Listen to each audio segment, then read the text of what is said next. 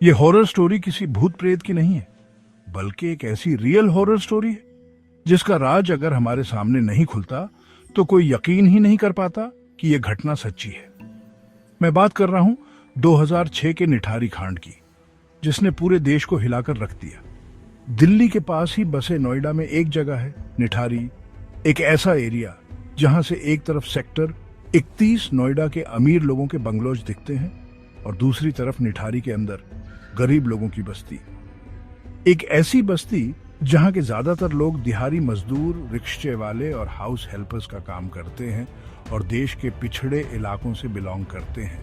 7 मई 2006 की शाम को निठारी की बस्ती में रहने वाले नंदलाल के घर में अफरात तफरी मची हुई थी, क्योंकि उनकी 22 साल की बेटी पायल सुबह से घर नहीं आई थी। उसने अपने पिता से कहा था कि वो सेक्टर 31 की कोठी नंबर D5 में नौकरी के लिए जा रही है, और जब से वो वहां गई थी उसका फोन स्विच्ड ऑफ जा रहा था। जब काफी देर तक वो घर नहीं आई तो उसके माता पिता बहुत डरने लगे, क्योंकि निठारी में पिछले 2 साल से कई छोटे बच्चे और जबान लोग गायब हो रहे थे। नंदलाल से और नहीं रहा गया और उसने खुद अपनी बेटी को ढूंढने का फैसला किया। सबसे पहले उसने उस रिक्शे वाले को ढूंढा जिसने पायल को D5 तक छोड़ा था। वो रिक्शे वाला D5 का नाम सुनते ही भड़क गया और उसने बताया कि उसने पायल को वहां छोड़ा तो था, पर वो बिना पैसे दिए ही घर के अंदर चले गई। उससे लगा कि वो वापस आकर उससे पैसे देगी, मगर वो वापस आई ही नहीं। जब उसने घंटी बजाई तो उस घर का 36 साल का नौकर सुरिंदर कोली बाहर निकला गया और उसने कहा कि पायल वहां से चली गई है। जब रिक्शे वाले ने उसकी बात को झूठ कहा तो कोली ने एक ईंट उठाकर उसकी तरफ फेंकी और उसे वहां से भगा दिया। ये सुनकर नंदलाल का शक यकीन में बदल गया। नंदलाल को लग रहा था कि उसकी बेटी के गायब होने में कोठी नंबर D5 में रहने वाले लोगों का ही हाथ था। बिना देरी किए नंदलाल लोकल पुलिस स्टेशन चला गया, पर पुलिस वालों ने उसकी बात को टाल दिया, क्योंकि 2004 से निठारी में ऐसे कई केसेस उनके पास रोज आ रहे थे। नंदलाल बहुत रिक्वेस्ट करने लगा, पर पुलिस ने उसको वहां से ये कहकर भगा दिया कि पायल किसी लड़के के साथ भाग गई होगी। अगले दिन नंदलाल खुद D5 गया। घर के अंदर से घर कमाले 52 साल का मनिंदर सिंह पंडेर बाहर आया, जिसने पायल को पहचानने से ही मना कर दिया। नंदलाल और उसकी बीवी पूरी तरह से टूट चुके थे, क्योंकि कोई भी उनकी मदद नहीं कर रहा था। वो दोनों पूरी रात बस रोते रहे और फिर नंदलाल ने डिसाइड किया कि चाहे कुछ भी हो जाए वो अपनी बेटी को ढूंढ कर ही रहेगा। उसके पास थोड़े पैसे जमा थे, तो उसने एक वकील को हायर करके कोर्ट में अपील की।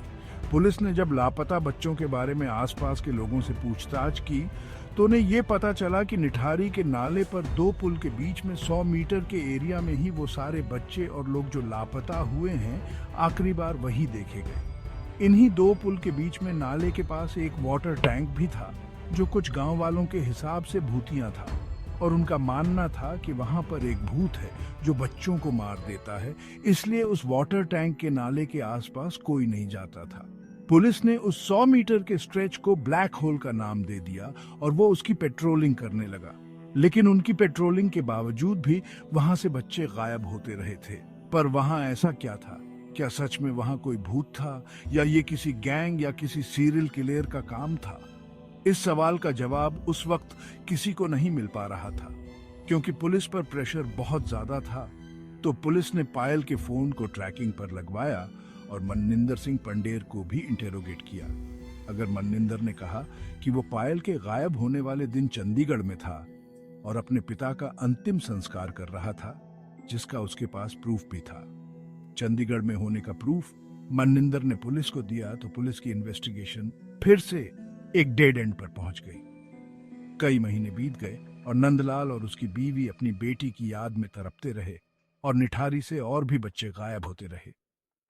लेकिन फिर एक दिन 26 दिसंबर 2006 को अचानक ही पायल का फोन स्विच ऑन हुआ और वो ट्रैकिंग रडार पर दिखने लगा। पुलिस ने फौरन उस फोन को ट्रैक किया। वो फोन एक रिक्शे वाले के पास मिला, जिसने बताया कि वो फोन उसने किसी और से खरीदा था, लेकिन उसने सिम पहले से ही था, और मनिंदर सिंह पंडेर को उनके बंगले से अरेस्ट कर लिया। दोनों से पूछताछ करने के बाद पुलिस ऑफिसर्स शॉक में थे। वो तुरंत मिठारी के पास बने उस नाले पर पहुंचे। जब वो उस नाले के अंदर घुसे तो उन्हें वहां जो मिला वो देखकर उनके रोंटे खड़े हो गए। उस नाली में कई पॉलिटिन्स थीं, जिसमें छोटे बड़े ह्यूमन स्केलेटन्स यानी इंसानी कंकाल थे। एक लड़के का कटा हुआ सर, किसी के शरीर के टुकड़े और ढेर सारे बच्चों के कपड़े चपले थीं, जो उन्हीं बच्चों के थीं जो लापता हुए थे। पूल मिला के उस नाले से 19 स्कल्स यानी 19 खोपड़ियां मिली। उन दोनों ने 19 लोगों का मर्डर किया था। पूछताछ में सुरिंदर कोहली ने पुलिस को बताया कि उसी ने पायल को मारा था। सुरिंदर ने पायल के ही दुपट्टे से उसका गला घोट दिया था और उसे मारने के बाद सुरिंदर ने लाश के कई टुकड़े किए और फिर वो उन्हें पकाकर खा गया। सुरिंदर ने यह भी बताया कि उसने ऐसा सभी छोटे बड़े बच्चों के साथ किया था। जब सुरिंदर पर ढेर सारे साइकोलॉजिकल टेस्ट हुए तो उसने ये भी कबूला कि उसके सपने में एक सफेद बालों वाली साड़ी पहनी हुई एक औरत आती थी, जो लोगों को मारने तक उसके साथ ही रहती थी। जब मनिंदर सिंह पंडेर से इन सब के बारे में पूछा गया तो उसने ये कहा कि वो आधे से ज्यादा टाइम घर के बाहर रहता था और उसे इन सब के बारे में कुछ नहीं पता था। पर सुरिंदर का एक कहना था कि वो पंडेर के कहने पर ही बच्चों और लड़कियों को टॉफी और नौकरी का लालच देकर घर के अंदर लाता था, जिसके बाद पंडेर उनका फायदा उठाता था और सुरिंदर उनको मारकर उनके डेड बॉडी को टुकड़ों में काटकर उन्हें पका के खाता था।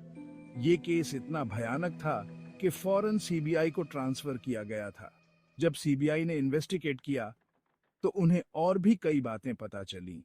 दोनों पर कई सारे केसेस चले और कई सालों तक चले, जिनके बाद उन दोनों को डेथ पेनल्टी यानी मौत की सजा सुनाई गई। पंडेर के परिवार वालों का अब भी ये कहना है कि वो इनोसेंट है, पर निठारी का कोई भी इंसान ये मानने को तैयार नहीं है कि एक इंसान के घर में इतना कुछ हो गया और उसे इस चीज का कोई अंदाजा भी नहीं था। आज तक निठारी में इस क्राइम का खौफ पहला हुआ है, मगर एक चीज अभी भी क्लियर नहीं हो पाई, इस क्राइम का मोटिव। खैर जो भी हो, इससे ज्यादा दरिंदगी भरा केस शायद ना कभी हुआ है और ना ही कभी होगा। मिलते हैं फिर अगले वीडियो में दोस्तों। बहुत बहुत धन्यवाद। अगर आपको यह वीडियो पसंद आई है तो इसको लाइक और सब्सक्राइब करें हमारे चैनल देसी टॉक्सिक को।